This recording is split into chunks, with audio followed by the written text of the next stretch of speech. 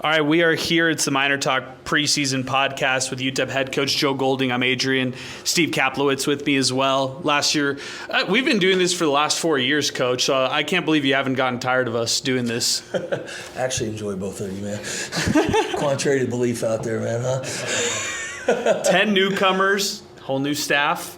A lot of newness on this team. I kind of saw that yesterday at practice. A lot of new energy and everything that just kind of culminated from the offseason all the way to now. You guys have pretty much had your head down, really focused on the season itself. How do you kind of describe this team, and what's the theme of this group right here? Yeah, we're obviously still getting to know each other. You know, we've been together for about 5 months now. And to your point, you know, we've got a new staff. We've got new players. We've got a new energy around. I think this group's done a really good job. You know, I think the one thing that sticks out to me is how hard they play. There's a lot of competition. When you look up and down, we don't return a starter. And the guys we brought back obviously want bigger roles than what they had last year. So with competition, you know, it just breeds it each and every day, right? There's nothing given right now. You know, there's nobody coming back that's earned anything. And so that's been refreshing for me. I think it's been refreshing for our staff. But it's been a really good group. It's been a fun group. They've hit the ground running. To your point, we've kind of been in the shadows. We've not a whole lot of talk about us, and I like it that way. You know, I like it with a chip on our shoulder and something to prove. And I think we're all better, you know, when we like that. So we obviously didn't end the year the way we wanted to. We had to reevaluate that after the year. You got to look yourself in the mirror. I had to look myself in the mirror. But this is a completely different team, right? You can't judge this team on last year's team, right? It's 10 new guys, and it's a brand new team. But there's obviously lessons that you try to learn and you try to get better from, and hopefully we've learned some of those lessons, and moving forward we'll do a better job. You talked about this over the summer with us multiple times, but 3-year extension at UTEP, and you really wanted to be here, and what you did over the offseason is reflective of that. You really wanted to carry UTEP from the final year in Conference USA into the Mountain West in a positive way. Yeah, absolutely, man. I mean, my family this has become home. You know, that we've graduated one son. We got him through 4 years here, and we've got a little one that's a sophomore now. It's important for me to see him through, and then obviously this program, right? You know, when you look at the overall deal of things, I think we had this conversation in the spring, right? We've won 20 games, 18 and 18. And we played in the conference championship game 2 years ago for the first time in over a decade. We were right there with a chance to go to the NCAA tournament. We've done some good things. Are there things that we have to get better at? Absolutely, right? We got to get better in conference play. We got to compete for conference championships. We got to continue to fight to get back to the conference game. But that was 2 years ago. We were right there. You know, we were 15-5 last year. We had the thing going in the right direction, and we didn't finish the right way. You know, and that happens. And we got to, again, look ourselves in the mirror, and we got to get better from it, right? And we got to learn from it. But you know, this program, I love the history. It's like Antonio Davis coming by. I just love the history. I love tradition. I love our fan base. Think about our fans, man. I mean, we sold this thing out last year. We put 8,000 or 9,000 in there almost every night. There's not many places across the country that still do that. You know, like this place cares about basketball. This place has history. It has tradition. There's not a whole lot of other jobs that it's like that. And so, you know, I take ownership in where we're at, and I take ownership in wanting to move it forward. And I was real excited. I never looked at other places, right? I wanted to be here. I want to finish what we've started. I want to get this program. I want to get to the NCAA tournament. I want to be at the airport, right, when the plane lands, and everybody is so excited. And I know people are starving for it, and I want to get us there, and I want to be the one that does it. Joe, you built your reputation at Abilene by taking a team, and year after year they got better and better and better until you really built it into a power. Yeah. College basketball is different now. Yeah. You have to basically anticipate every year is going to be a whole new roster, a whole new everything. Yeah. How do you adjust your coaching style to that, knowing that you essentially have about 6 to 8 months to try to turn this into a tournament team? I think it's a great point, Steve, right? And I don't have a lot of experience in that, right? Because we did it a completely different way. But you got to get experience in it, and we're learning on the fly the last couple of years. I think our staff, hiring Jeremy Cox back was big for us, and Jeremy Cox being a JUCO guy is used to building rosters. Hunter Jenkins is a JUCO guy. He's used to building rosters each and every day. And you look at Spriggs was a JUCO guy, you know, and I think those guys are comfortable in that, right? And so I was more comfortable in having guys around for 4 years, right, and building programs. And so it's been an adjustment. I also think our language has changed. No longer do we say, hey, man, this is a 2-year deal. No, it's a 10-month deal. You know, we're trying to get you in a better position in 10 months as a player, and we're trying to get our program in a better position in 10 months. And we're both both in this thing together, right? If we can put you in a better spot in 10 months and you're putting our program in a better spot in 10 months, then we're both winning on this deal. And so we've kind of taken in 10-month contracts now, right? You get here in June and it goes to March. And we're going to develop you as a player, but you got to help our program as well. And you got to jump both feet in, and you got to love UTEP. And so that's kind of how our language has changed over the last 6 months. But within that, you have to build a team, right? And so we spent a lot of time with our guys saying from June to October, we're building you as a player, individual development, learning about our culture, learning about what's important to UTEP basketball. And then from October to March, it's building the team, right? And it's getting 14 guys to play together and play for UTEP. That's the tough part, right, in our business right now, because there's so many people involved, from agents to AAU coaches to mom and dad and obviously the money has changed the game now, right? And so you have so many people in our players' heads, and so you just try to get 14 guys that can block out the outside noise and can play for each other for those 4 or 5 months and play for UTEP. It sounds easy to say, but it's very, very difficult to do. The other tough part, Steve, of building new teams is going through adversity, right? Like it's when things are going well, it's easy, right? But like when you hit adversity, which we all know adversity is coming, how do you handle it? Well, the team's never been together, right? They've never gone through those situations. And so how you handle those situations, how do you handle a 1-game losing streak going to a 3 or 4 instead of a 1-game or a 2-game, and then you snap it and you get back and you win 3 or 4, right? And so, putting them through adverse situations early, all those things come into play, and all those things are things that we're trying to work on, because you're correct. The game has changed. The season last year was really long. It started this time last year in October. You guys were in Mexico playing that game, and it ended in March. I mean, it's a really long season. Is it refreshing? I don't think I did a good job with that. When I look back and I look myself in the mirror, I go back, we went to the Bahamas. We forget about that. We had them there all summer. We went to the Bahamas. Then we went to Mexico. Then we went to Juarez. And then we went out to Vegas. I just think we were doing a ton, right?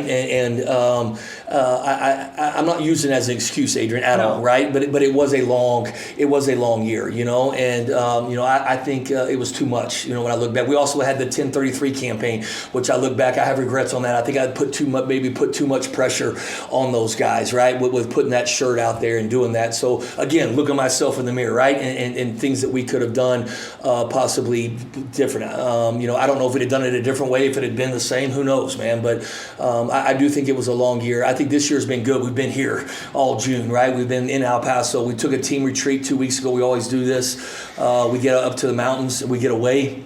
We put our phones up and we bond as a group. It was really good this year because you got new guys, right? And so, last year's retreat wasn't as well because that group kind of knows each other. They'd been on retreats before. So, to your point, breath of fresh air, right? It was new for all them. They got out there. They hadn't seen all that. And so, had a lot of fun. But just trying to do things. But for the most part, we've had camp here, right? We've been here. We've been locked in to each other. And so, I think that's a valid point, on your end.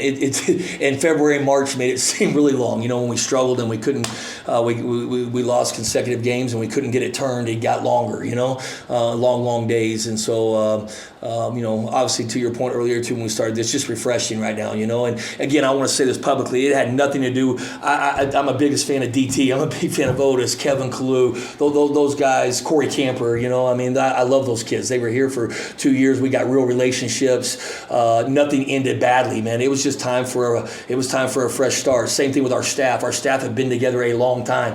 Earl Boykins is a great coach. I'm so happy we got him on at USC. Kevin's a great coach. He'll do a hell of a job at Langston. Mike Roberts got on at New Mexico. He'll do a hell of a job there. It was just time for change, right? And a breath of fresh air. And so everything that happened in February, March had nothing to do with those players. That's on me, right? But ultimately, I had to make some changes to get this thing kind of, to your point, a breath of fresh air. We're here with Joe Golding. It's the MinerTalk UTEP men's basketball season preview. All right, so we're talking about the reset, the change, fresh air, as you mentioned, basically a whole new roster. As you look at this team right now, are you happy with how you built it and ultimately trying to build it maybe a different way and addressing certain deficiencies from last year or previous seasons that you feel like you have in place right now? Yeah, I think you always wish you had one more, right? Like once you go through the year, we'll see where that pops its ugly head up as we go through the season. I really like our 14 guys that we have right now. we wanted to get back to a toughness, a griminess, a physicality on the defensive end, right? We felt like we lost that last year. That's always been an identity of my teams. Defense travels, rebound travels. It allows you to stay in games. Obviously, we got to get better offensively. I understand that. I know that it's something that I have to, when I look myself in the mirror, that's something we have to do. I thought that last year we recruited an offensive team, and especially had guys back, but we didn't have a toughness and a grit to us on the defensive end that we've been known about. So in recruiting, we wanted to get bigger guards. We wanted to get longer. We wanted to get a lot of more guys from the 2, 3, 4, as you would say. We're positionless, but in that spot, in that area, we wanted to get bigger and longer, and I think we've done that. Point guard play, I think, we wanted to get more true first, pass first point guards, the ball movers. I think we've done that. KJ's gotten better with that. I think Caleb and Tyrese are pass first guys. It's just who they are. They can both score the basketball as well, but they're unselfish guys. They would rather pass than score. I think Kasim fits that mold as well. He's unselfish, maybe to a fault at times. So I think when you look at our teams where we've been successful, we've had 4 to 6 guys that have all kind of scored in double figures. Right there, our scoring has gone around. We've wanted to play a little faster, Steve. We've really made a push on that last year to play faster. We would like to do that this year. I think we're going to play small ball. I think you can see how we recruited that we're going to play small. You're going to look out there at times when we have a 6'5" or 6'6", as a tallest guy on the floor, but that's okay. That's kind of how we built this roster. When you build a roster that way, though, you have to play a little faster. We're going to have to get out. We're going to have to play in space offensively. The other flip side of that defensively would be the old thing that keeps coming up, but rebounding, right? Can we rebound the basketball? We're going to need Elijah Boog being Jamal West, to rebound the basketball. DT, Kasim, and our guards are going to have to do a good job of rebounding down. But I do like the way the pieces fit. I do like you never know, right, in recruiting until you get it together. But I do like how our pieces have fit so far. Obviously, we're going to have to get out and compete and get in games and figure it out, too, along the way. To your point earlier, I think this is an interesting point, too, Steve, that some people don't think about, like where we're at when you recruit new rosters. Back in the day, you'd say, hey, this is the way we're going to play. We're going to go recruit these guys this way. But now with the money in NIL, it's like, okay, we got to go get the best players we can get for our NIL money, and then we got to play this way. Does that make sense? So I think you have to change maybe the way you play year in and year out, depending upon the roster that you get. And so obviously this is the roster we have this year, and we got to find the best way to play that fits this roster. When you talk about your returners, KJ Thomas on one side, Jordan Hernandez, Elijah Jones, Trey Horton, tell us a little bit about their jump this offseason, what each guy brings when they come back. Let's start with Jordan, man. I love having an El Paso guy on my roster. If I could have it every year, I would love. We've had Antoine Holmes on our roster. Obviously, Antoine went to play at Sol Ross. We're excited. Hopefully, he gets the opportunity to play a lot, and a good opportunity there for him. But Jordan played for Coach Brooks here at America's High School, who I have a ton of respect for. Does a hell of a job with his high school program. Went and played for a great coach at Cochise for Jerry, and then comes back here. Jordan loves putting the UTEP jersey on. It means something to Jordan, right? Jordan loves this city. And I always talk about protect the tradition, right? He understands the tradition, history. He grew up coming to games. And Jordan's a tough kid. He's a tough kid. He shows up every day, and I respect that about him. Obviously he has his deficiencies. This is a high level for him, but he makes up for it with how hard he plays and his toughness and his care for UTEP. There's nobody in our locker room that cares about UTEP more than Jordan. KJ's made a big jump. KJ's made the freshman to sophomore jump. He's put on 12 pounds, so he's gone from 162 to about 174. And so I think that's going to help him with the grind of the season. He's become a better point guard, learning how to play the position, seeing the floor, understanding what we're trying to do with things. And then Coach Cox has done a great job here with him in the 5 months of getting him tougher on the defensive end. We need him to be the best on-ball defender we have. He's got to be pesky, on the ball and really cause some havoc. And he's gotten tougher in the last 5 months. He's made a big jump in the last 5 months from June to right now, late October. Still working with him on leadership. Obviously, he's worked hard on his shot. He's shooting the basketball better. He's scored the ball a little bit at the rim, but just getting better with his assist to turnover. Our first scrimmage, he had 7 assists, 3 turnovers.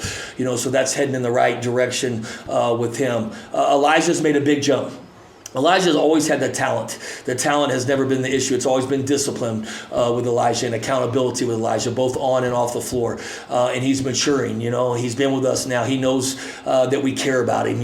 We've been through some adversities. We've been through some struggles, and we didn't run him off, and he's stuck with us. So it works both ways. There's a real relationship there with Elijah. He's put on weight. He's got to close to 220. He got sick a couple weeks ago, lost 7 pounds. He got back down to 213. We got to get him back up to 220, but he gives us somebody we can play small ball 5 with. He can pick and pop. He, in simple terms too, he can dribble and pass at a high level, so we can get him out. We can draw bigs from the rim and bring him out when he's out on the floor and get really creative with offensively. He's got to be able to rebound the basketball for us. He's got to become a better rebounder for us. In the scrimmage, he only had 1 rebound, right? He's got to be a 4 or 5 rebound guy for us, but I definitely think you'll see Elijah's minutes jump significantly, right, this year. This is a great opportunity for him to get some real minutes, and we're going to need Elijah to get there. And then Trey, backstory, I can't get too much because of HIPAA stuff, but Trey was battling a lot of stuff, health stuff last year, and then obviously didn't shoot the ball well, right? And it got in his head, and I think just mentally had a mental block. It's kind of like golfers out there. It happens, right? And Trey he's got healthy. We got it fixed what he needed to get fixed this summer. He was out for about 4 weeks getting that fixed right at the end of the school year, first of the summer. He's come back and he's back to the old Trey. People forget Trey was a big part of our run in the conference tournament 2 years ago to make the championship game. He got meaningful minutes. He knows what that looks like. He's getting better on the defensive end. We got to continue to get him better on the defensive end, but he's shooting the basketball really well. And then playing with Caleb and playing with Tyrese and now KJ, who's learning to see the floor, he's getting opportunities that he's never had before, right? These guys are finding him in places. And when you shoot the basketball like he does, you have to have a point guard that finds you, right, in those spots. And these guys are doing that, and they're breeding confidence in him. And he's got to stay in shape. That would be the other thing. Trey has a tendency to get overweight, so we're really working hard on getting in shape. Right now he's at 205. Last year he played at 215, 210 to 215. So, on a perfect world, we get him down to 200 during the season. So Trey's worked on that. He's made a commitment to that. He's worked on his diet. And so I think all 4 of those guys are heading in the right direction, to your point. A year ago when we were doing this, you told us your biggest concern was rebounding. Yeah. And and that was the case the whole season. Yeah. It was so true. Yeah. Do you feel like right now you've got a roster to where you'll be able to compete, out-rebound teams, and not let the glass be something that affects the Miners this year? Yeah, I do think we have recruited to that, Steve. But I do think, again, we don't have that 6'10", 240-pound guy that's going to go get 8, 9, or 10 rebounds a game, right, sitting on our roster. So I do think we have bigger guards, right, than we had last year. We just had smaller guards last year. And so when we fly around and get in rotations, when you have smaller guards, they get stuck on 6'6", 6'7", 6'8", and we were getting beat on those matchups last year. And that's what was a big problem. We have gotten bigger guys. Look at Tyrese, 6'5", Kasim, 6'7", DT 6'6", help me out with our new roster. Trey Horton 6'5". Jamal plays bigger. Jamal West plays bigger, but 6'6". Elijah 6'8". You get my point. We have a lot of length in there. Really we have KJ, Jordan, and Caleb are just small guards.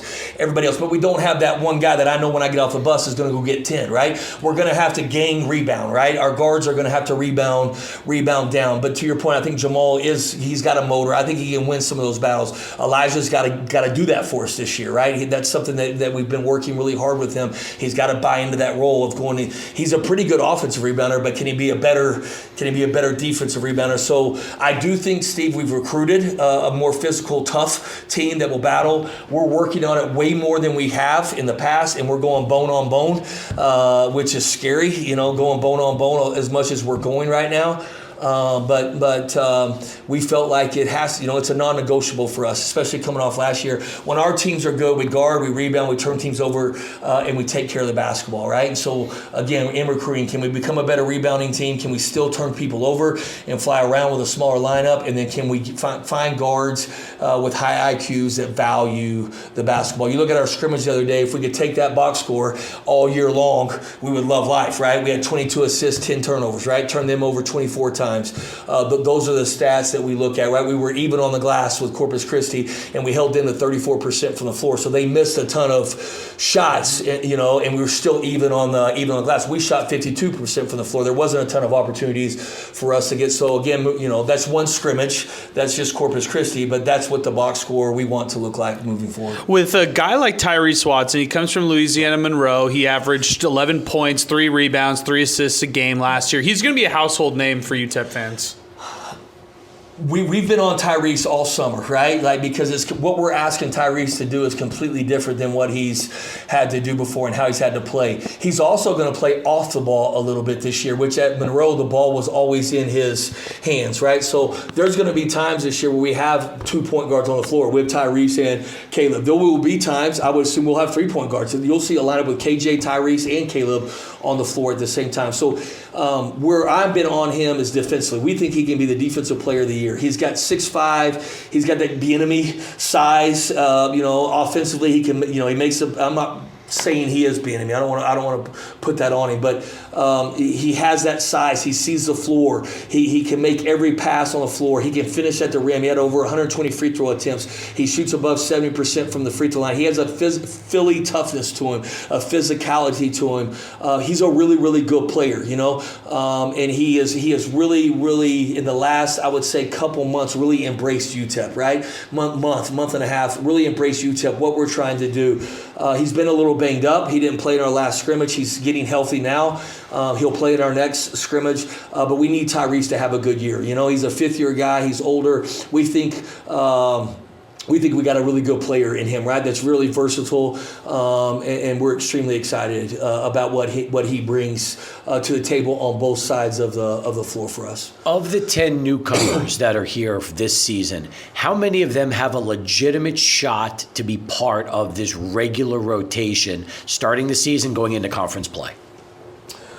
So we brought in, 10 new guys? You have 4.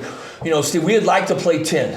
10 guys, right? I would think early you might even see us get that to 11, right? 11 and maybe possibly 12, right? Even the 12 being maybe limited, but until we figure this thing out, right? I do think the way we play and the way we've always played hectic defensively, toughness to us, but we're trying to play faster offensively too. So when you play faster offensively and the way we do defensively, you have to have depth, right? And so we feel right now coming out of the first scrimmage that we can play 10. It will be interesting. I don't know what 10 those are, and I think you and I were talking a little bit about this yesterday. I don't know what 10 those are, and it might change game to game. We might be just throwing guys in there right now until we find the right mix of guys that night, right? That play well together. But I think you're going to see a lot of those new guys in the mix. Cassius is a guy we might talk about here in a minute, but Cassius is a guy that averaged 18 a game at a really, really good Division II school. The Peters kid, I think, from Liberty, they played together 2 years ago, right? And then Peters left and went to Liberty. He stayed. They didn't have as good a year this year as they've had in the past, but he's a really, really good player, and we got him late. But he's made a big jump from the time he's got here in late August to where he is now. He's a physical on-ball defender. He averaged, again, 18 a game. He got to the rim. He's a good passer. So he's starting to catch up, if that makes sense, to some of the guys that were here. How fast can he close that gap? But he's another older guy, right? Been around, won a ton of games. We obviously know what Peters did this year in that jump. And I think there's plenty of Division II players, NII players, that they get the opportunity to come here. They have the chip on their shoulders, right? They're not coming for necessarily as much money. They just want the opportunity to play, and he brings a toughness. So how quickly can he get in there? But we will definitely play. You could see us starting all new guys. You could see us starting 3 or 4 new guys with 1 returner. You could see us starting a couple. I think we're going to play with that. We started.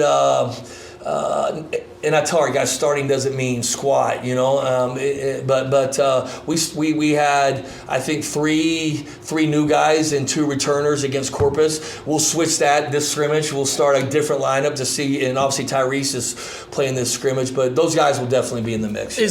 Alluding to maybe fringe guys, is Bobby Montgomery Jr. a fringe guy, or Bobby. He's got to play? No, he's going to play. Yeah, but I think he's in that fringe.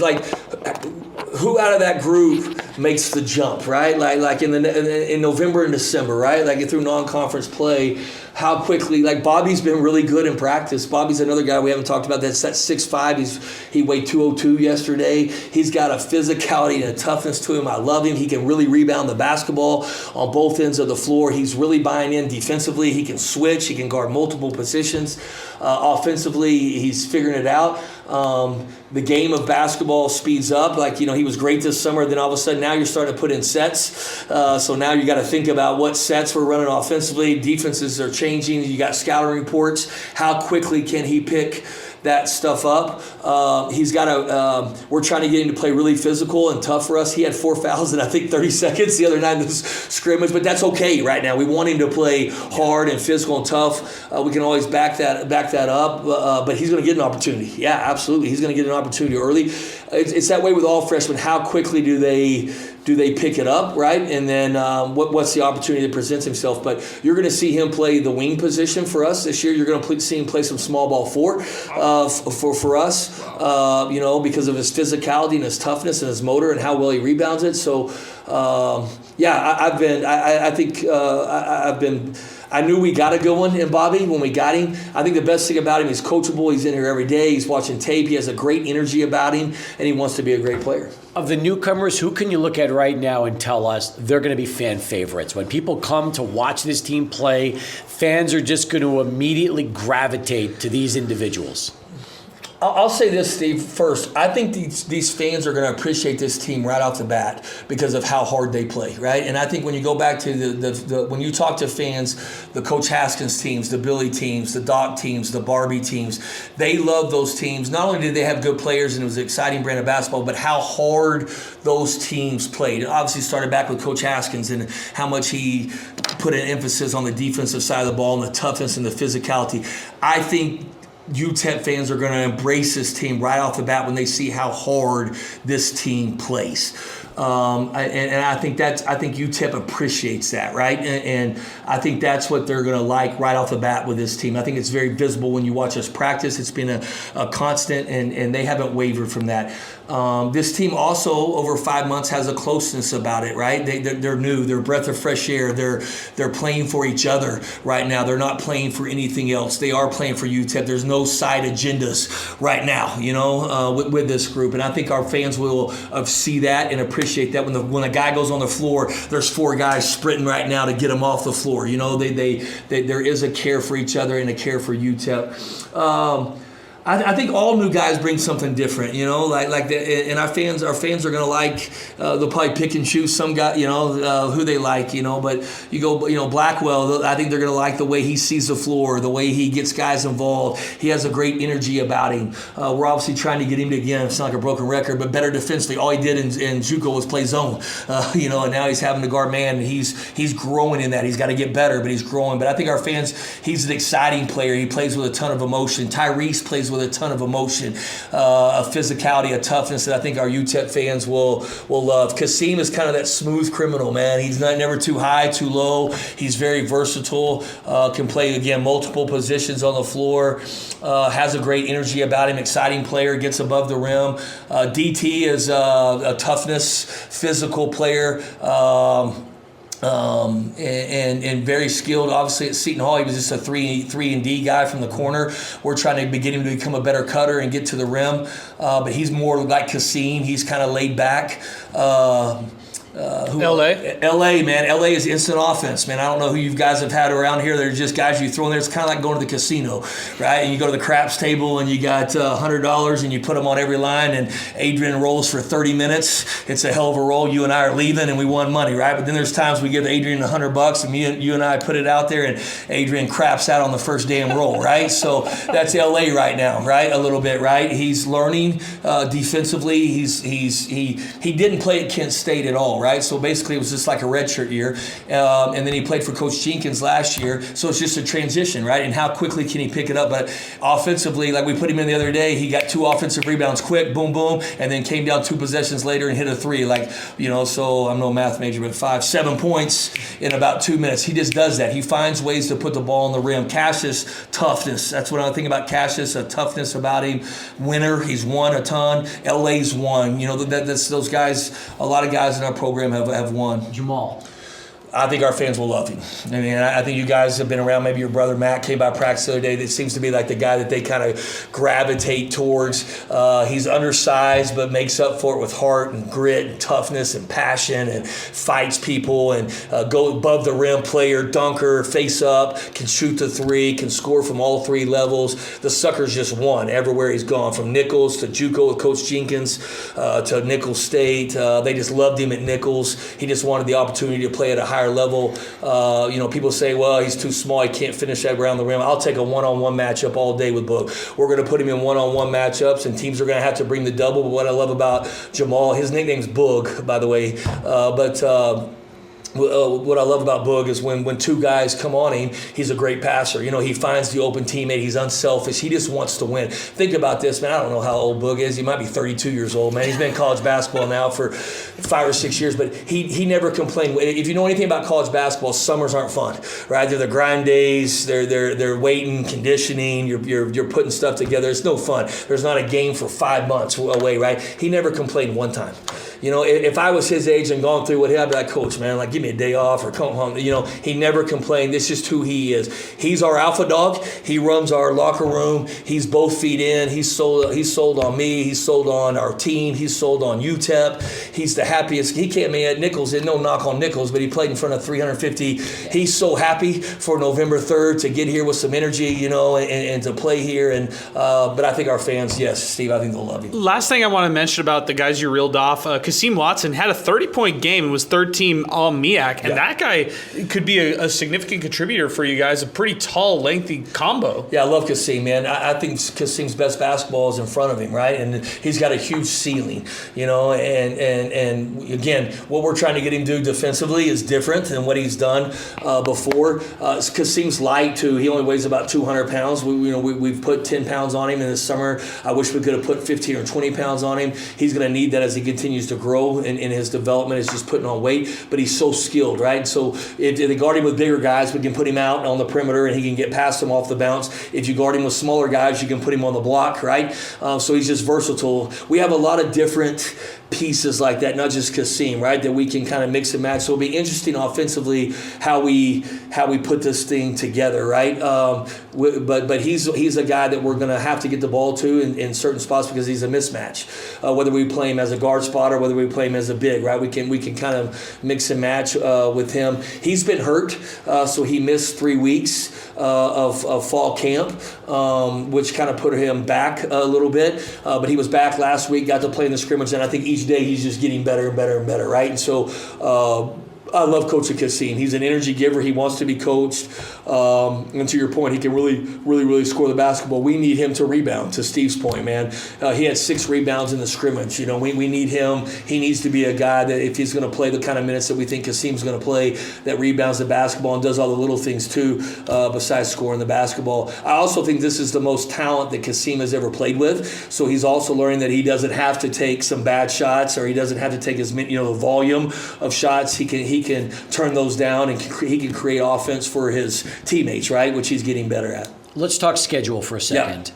20 conference games, which automatically brutal. puts a premium on your non-conference schedule. Yeah. Schedule gets released. Longtime basketball fans, especially season ticket holders, were upset. I've heard the worst home schedule ever because of the lack of games and who's coming in. Yeah. Let's touch on this because a lot of fans don't know what goes into scheduling, and right now the current challenges that you're having to try and make the schedule, especially the home schedule, what Miner fans want. Yeah, the home schedule is always going to be tough now, right? Moving into the new era of college basketball. And so, in the simplest of terms, Steve, you've got your quad 1s, 2s, 3s, and 4s. It's about separated by every 75 teams in the country. And quad 1 teams, they're only going to play quad 1 and quad 4. Bottom line, they're not, every once in a while you'll see some outliers, like we talked a little bit before we got on this. There'll be some outliers every once in a while, but for the most part, it's quad 1s are playing themselves, and most of the time when they play themselves, they're in exempt tournaments, whether that's Maui, Battle of Atlantis, the deal in Vegas, or it's neutral floors. It's things you see at Madison Square Garden or Dickies Arena in Fort Worth. And then you have the rest of us stuck in quad 2s and quad 3s. And how do you navigate that, and how do you figure it out? Yeah, we could probably go play some more home and homes, but It's hard to get home and homes. Number one, some teams don't want to come play UTEP in El Paso. They just don't want to do it, right? We tried Miami of Ohio, for instance. We tried hard. They're picked to win the MAC or right up there, man. We told them, man, we're starting here in El Paso. Let's go. We had conversations for 3 days, and then the next thing you go, no, we don't want to come to El Paso. We'll play you in a neutral quarter. It's just not as easy as you think getting those games. And then the other flip side of that, you don't want to play just 10 road games, right? And your team's traveling all November or December like a SWAC school. You have to have some home games, which are where the nons obviously come in. I wish we could get better teams. Jason Hooten and I have talked a lot over the last summer. Their schedule is the same as ours. It's just guys don't want to come to Las Cruces. They don't want to come to El Paso. And then when you put the 20 games on it, it obviously takes two away, right? We weren't able to get the big quad one, the Louisville that we've had in the past. The Texas, Utah State is our bye game, and they're paying us really, really well to go play that game. And that game could still be a quad one. Now, it doesn't have the name, maybe net recognition, but when you look at our schedule, Steve, I still think from a basketball coach's standpoint, it's a really good schedule. You're going to play UAB and William and Mary in the exempt tournament. Our fans know about UAB. They got a chance to win the American every year. They played the championship game last year. I think Andy Kennedy is as good as coach as anybody in the country. You've got our Sun Bowl tournament here, which all three teams are really, really good. The Sun Bowl committee has done a tremendous job consistently year in and year out of bringing really good teams to that. So that gives us two opportunities to play two really good teams. We're going to Seattle, who's a West Coast Conference team this year. They're not in the WAC. They're in the West Coast Conference. They're picked 5th in the West Coast Conference. This year we're going out to Seattle. We got Loyola Marymount here at our place, which is a West Coast Conference team return game from 2 years ago where they kicked our butt, and it's a great opportunity for us to return the favor in that game. Who am I missing? Am I missing anybody? No. I think that's it besides the non. So, but when you take the non, the problem is we don't have them at home. And we got Hawaii. Yeah. Hawaii, great for us. They're coming in our league. We get to go take that trip, so it makes us better next year when it's the real trip. Hawaii is taking care of us on that trip. They're basically paying for our trip. We're not coming out of pocket. Some people think, God, they're spending a ton of money. They're going to Hawaii. We're literally paying for 3 hotel rooms. Hawaii's paying for our trip because it's so hard for them to get games at Hawaii, right? So they're basically so what a great opportunity for us to play against somebody that's going to come in our league, and we can kind of see where they're at, and then it will make that trip next year better when we go up there. So I think it's a really competitive, really good non-conference schedule. The thing that sucks about it, and I know it does, is the home games, right? When you look at it, we just have Loyola Marymount at home. We have our 3 nons at home, and you have a Sun Bowl, which and I get that from a fan's perspective. And if there was something we could do different right now, Steve, we would. And it's not like we didn't try. We're trying. I think moving to the Mountain West, was going to change that. We'll obviously be at 18 home games. 18 league games, which gives us the opportunity to get some more. And then the Mountain West makes you do some stuff that's going to allow us, I think, to get some different home games, right? And to buy some home games. So that's something the Mountain West has been really good. And, we've been in discussions with the Mountain West and with the basketball people to what scheduling looks like. So hopefully with the move to the Mountain West, we have some opportunities to make our home schedule a little bit better. But I understand the complaint. If there's something we could do, it's not out of lack of effort, if that makes sense. We're trying. It's just the times that we're in right now in college basketball. And I mentioned this off the record, but the Illinois State coach went off on a tangent after the scrimmage on Illinois for a 3-minute tangent on schedule. Where all of us at this level are fighting the same thing, which is why we're fighting for the NCAA tournament, because these power forwards now are controlling all the bids because they're controlling the net. They control the narrative of the net. And it's hard for us to get our net better. We need to go play quad ones. We would love to play more quad ones, but they're not going to play us because they don't want our nets better,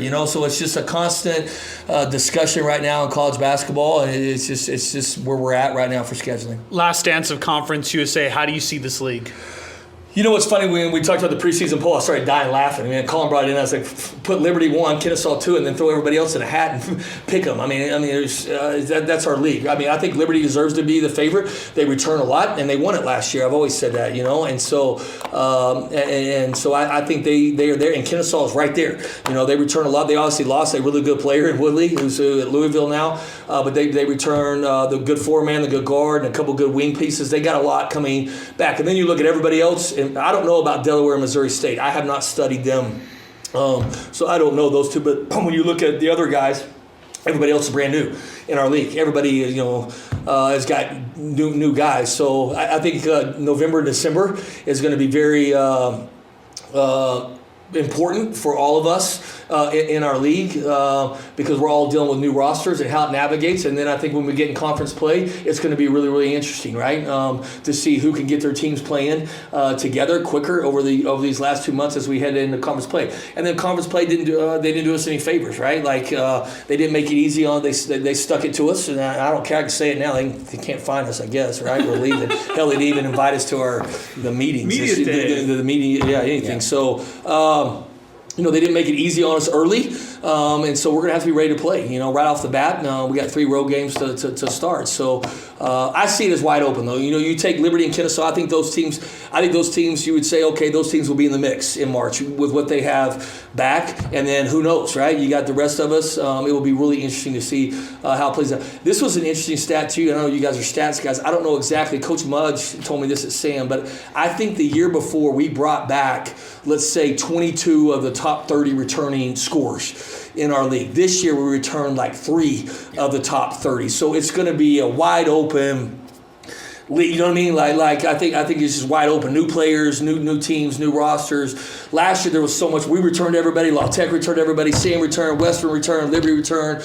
You get my point. This year I think this thing gets more wide open.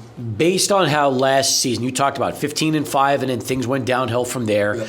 Do you see this season almost as the kind of year where you're trying to win your fans back? Not your diehards, your core nucleus, but everybody else realizing that, hey, you know what? We need to get these fans back because how big of an advantage that is when everybody in this whole town is on board. Yeah, and I think that's the great thing about UTEP fans, right? I think when you're winning, they come back, right? Like I think that's the key to all this. I think we'll sell this thing out again. I really do. I think we're going to sell this thing out multiple times. I've always thought that. I thought the New Mexico State, obviously didn't go like we wanted it to. It's kind of like I was watching the Mavericks Spurs game last night. I don't know if you guys were watching, but it probably didn't go like the Mavs wanted to go, losing 30, right? Like some nights it doesn't, but we're going to get it back, right? It shows that we can do it, right? And it shows that our fans care. And if we win games, our fans are going to come out and support us, right? If we don't win games, our fans aren't going to come out, right? That's just how fans are here in El Paso, right? They're going to give you a chance early. I think our fans will come out early. They're going to support us. And if we put a good product on the floor and we win games, they'll continue to support, right? If they come out early and we're not putting a good product on the floor and we're not winning games, they're going to disappear on us, And so, but I understand that, right? That's part of the job here, and that's the passion of our fans. But we have the best fans in the conference. There's no questions, hands down. I'm not just saying that as coach speak. We've led the conference in attendance. When that thing is rocking and that thing's going, there's no better place to play. And we need to be better at home.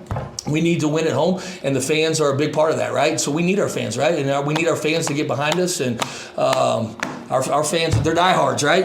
They've been through a lot, and that's what I love about this city and our fans. And our team will learn that. They don't understand that. We got a new team. They'll understand the passionate base that our fans has. But I damn sure understand it. And like Adrian said earlier in this deal, there's nobody that wants this program back to the top more than me. And we're working hard every day to get it there. You're a third-generation coach. Your grandfather was a coach at Wichita High School, won 4 state titles. We don't talk about this enough, but your dad was also a coach who initially got into in business and then switched over and became a coach. How much does that fuel you? Because they all went through adversity too. Yeah, no question. I think we're all better when we go through adversity, right? When you're comfortable, man, in this business, you get in trouble, right? You can't get comfortable. And you got to keep an edge and you got to keep a chip. And I think I've always had that chip, right? I was a D2 basketball player. I wasn't a Division I basketball player. I had to go a different route to be a coach in this deal. I got the first job was at ACU. It was one of the worst D2 programs in the country. Was one of the worst D1 programs that we built it to. Kind of getting UTEP here when it was a time when it was stagnant and dead, and trying to get UTEP basketball back. It's always been kind of my story, right? And it's kind of been my family's story, to be honest with you. And so it's good to have a support base. I never really knew my grandfather. He passed away when I was really young, but we got to move back to Wichita Falls when I was a junior, so I got to hear and learn all the stories. And obviously he's in the Hall of Fame. The stadium's named after him, or the field's named after him, which is really cool. Having my dad around has been a great resource. My brother-in-law is the head football coach at TCU, so he's a great resource for me to talk to when times get tough, because you want to keep your circle as tight as you can when you're handling adversity and different things are happening. But that's the great thing about this business, is you can turn the page, right? You can turn the page right away and get back to it and win, and things starts moving forward, right? We have a great opportunity in front of us this year. We got 10 new guys. We got 4 guys back that I love that chose to came back here. We've had a great summer. We're kind of underneath the shadow. Nobody's talking about us a lot. Last year it was all over the media and stuff, and we. And this year it's completely different, and this fits me a lot better, right? Under the radar, chip on our shoulder. Let's get to work, right? And let's get to work, and let's play some good basketball. Let's get back to winning games here at UTEP. Let's pack the dawn. Let's get the excitement back in the city, and let's get some momentum going into the Mountain West, right? Well, wouldn't it be great to get some momentum in Conference USA as we get ready to make the move? Last one for me, Coach. Yep. Thanks for all the time. I appreciate it. It is 60 years in 2026 for the 1966 National Championship team. Also under the radar, hasn't been talked about a lot as well, but you honor a lot of the traditions and history that are here in El Paso at UTEP, and I think that'll be a really cool thing for fans to experience. Yeah, I know we're working on something, but behind the scenes, I think you'll see some stuff come out about it as we start moving towards the middle part, into the season. But you guys know the story better than me. I obviously learned it. I read the books, and guys like Russ Bradford keep me educated on it all the time. John Teicher, you two guys. It's great to see Antonio Davis come back. It's Omar Thomas is around, Jason Williams is around, Tim Hardaway came to our function this year, spoke to our team. To see Tim Hardaway sending me pictures now with UTEP gear. Antonio was at his event with UTEP gear. And then obviously they didn't play on the 66 team, but the 66 team changed the game of basketball, right? Like it's a story that obviously is told by Glory Road, but it changed the game of basketball. It changed Coach Haskins' career. It changed this university's career. It changed a lot of things about this city. I'm sure all the stories that you guys know and share, and some are true, and the older we all get, the better the stories probably get, because there's nobody there to validate them anymore. But it's an unbelievable story. It's us and Baylor. That's it, right? In the state of Texas that have won a national championship. We can hang our hat on that. We can go in any gym and talk about that. And I know it was a long time ago, but I don't give a damn, right? Like, there's only 2 of us that have a national championship banner in the state of Texas, and that's a prideful thing, right? That we can stamp our hat on and be proudful. And so thank God for those guys that played on that team, and Coach Haskins, and what he's meant to those players' lives, and what he's meant to the city and to this university. Thanks, Coach. Thanks for all the time. You guys got it, man. Appreciate it.